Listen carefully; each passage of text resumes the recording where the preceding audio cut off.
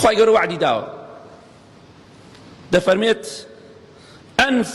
أنفق عليك وما أنفقتم من شيء فهو يخلفه وما نقصت صدقة من مال وبيغمري خواه فرمي صلى الله عليه وسلم خواه يقول فرمي وبيغمري خواهش صلى الله عليه وسلم إما عند الدنيا كدوتوا خواه يقول فرمي تو ببخشا منش بيد بخشم وعدي خواه إيوه هرشي ببخشن لبيناو خواه دا خواه يقول بوتان بركاتو وبيغمري خواهش صلى الله عليه وسلم فرمي والله صدقة زكاة لمال كم ناكات تجربة خير الصدقة بك بإذن خواه يقول بوت بركاته وبباشتر وبعداشتكي قيامتش چاوريتا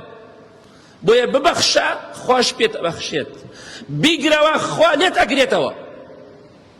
خواه يقول ناراحتك وسانت دولمانية الله كاكا والله من خوالي من نقرتوا خواليتي نقرت بلام ناتواني خواردني بضلي خود خوي هيا بهوي نخوشية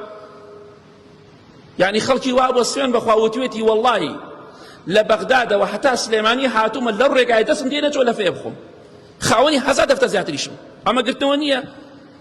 نتواني للرقايكي آوا دورا اي والله دسم تيناتي لفي يبخم دولة من هبو جملي بوا من على كي وستابو سيتواب ياون ودي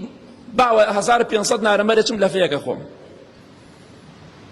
ودي نادمي ودي دباشا باو شيشه كباب كرم ب 2000